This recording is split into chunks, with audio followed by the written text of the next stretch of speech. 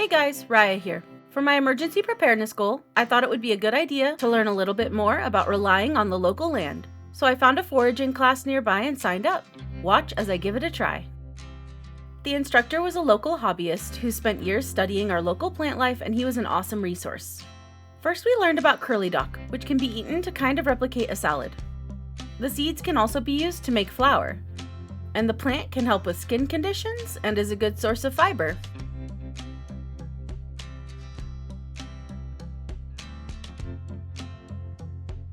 Then he taught us about mullein. This plant is technically edible, but it's mostly valuable for its medicinal properties. It's great for treating asthma and other respiratory issues. It can also help with skin conditions. After that, we came across evening primrose, which is mostly edible, but can also be used to treat bruises.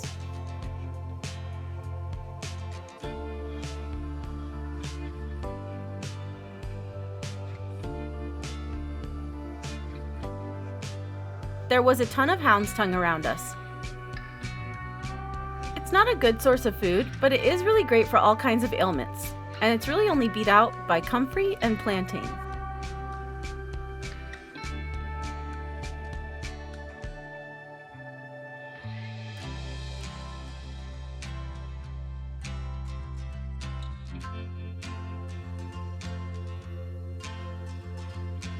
Sticky geranium was growing in small patches everywhere.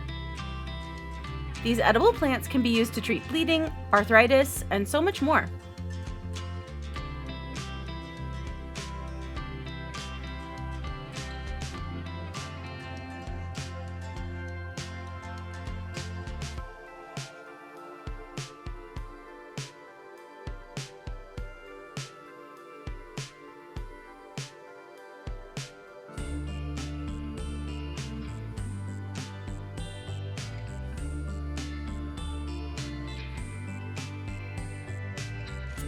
These creeping Oregon grapes were all over the ground.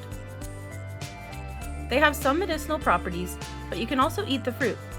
And the white coating is yeast to use for baking.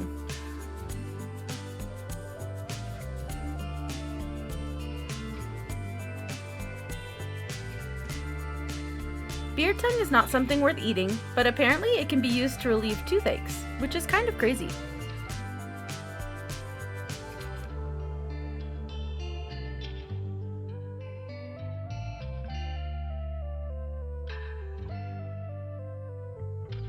It's also probably not worth it to eat the snowberry, but apparently it can be used as soap and deodorant, as well as to heal your skin.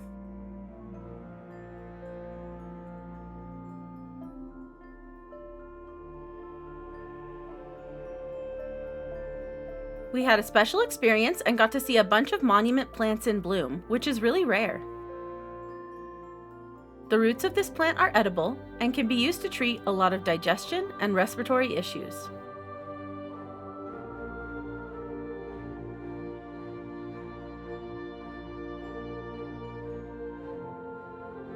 Showy milkweed can be eaten almost fully. The sap can even be used as gum, and it treats a ton of skin issues. But maybe most valuable is it can be used for rattlesnake bites.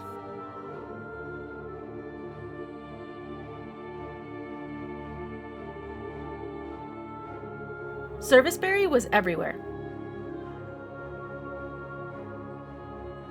It's a relatively tasty berry that's even more of a superfood than blueberries. It also has a lot of medicinal properties, especially for the digestive system and to make eye and ear drops. Indian paintbrush flowers are edible, but the leaves and roots can be toxic, so you should avoid those. This plant can be used to treat injuries and also STDs apparently.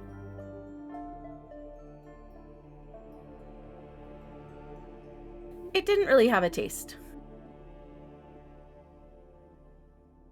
Conifers includes pine, fir, spruce, cedar, and all those evergreen needles, which are a great source of vitamin C. But they're also really good for treating wounds and skin issues, and to breathe in the steam.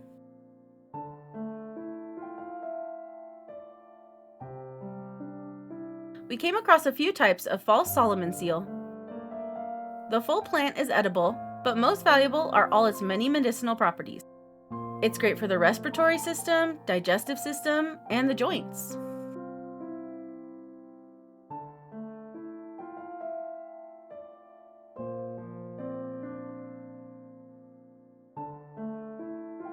I feel like I've seen a lot about elderberry in public attention lately.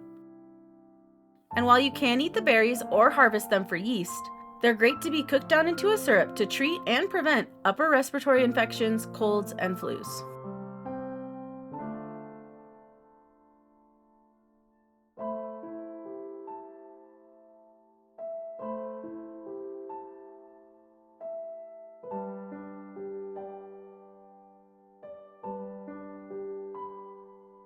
The wheatgrass was abundant, but it's really only useful for the yeast coating.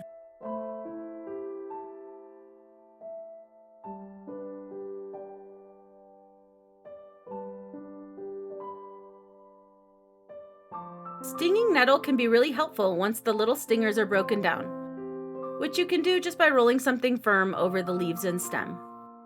And at that point, it's fully edible, and it's great for joints, bones, and the urinary and reproductive systems.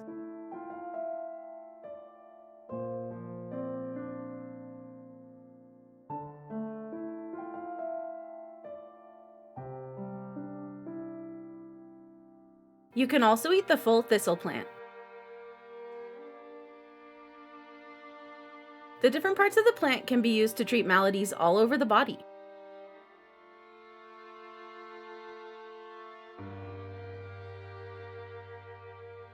Twinberry has some great topical applications to help with most anything that's sore or itchy. And while it is technically edible, it's described as tasting like rotten lettuce, which I can confirm.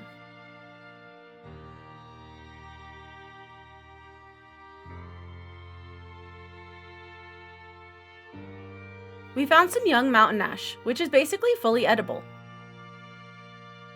The berries are also a great natural source of pectin to help make jelly. And the plant can be used to treat throat and stomach issues.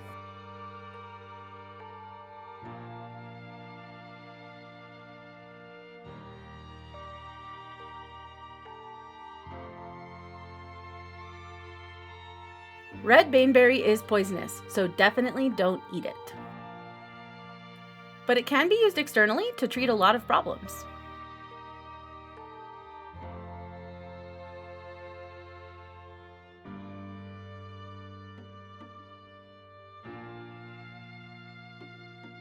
We found some bluebells as well, which are edible and can be used to help nursing mothers and to treat whooping cough.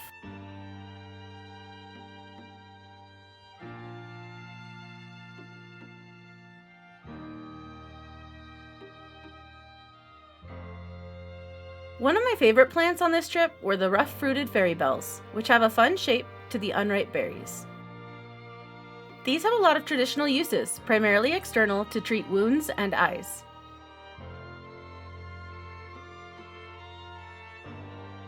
And the last one we discussed was the yellow salsify. The full plant is edible, and it can be used to treat a lot of internal organ issues.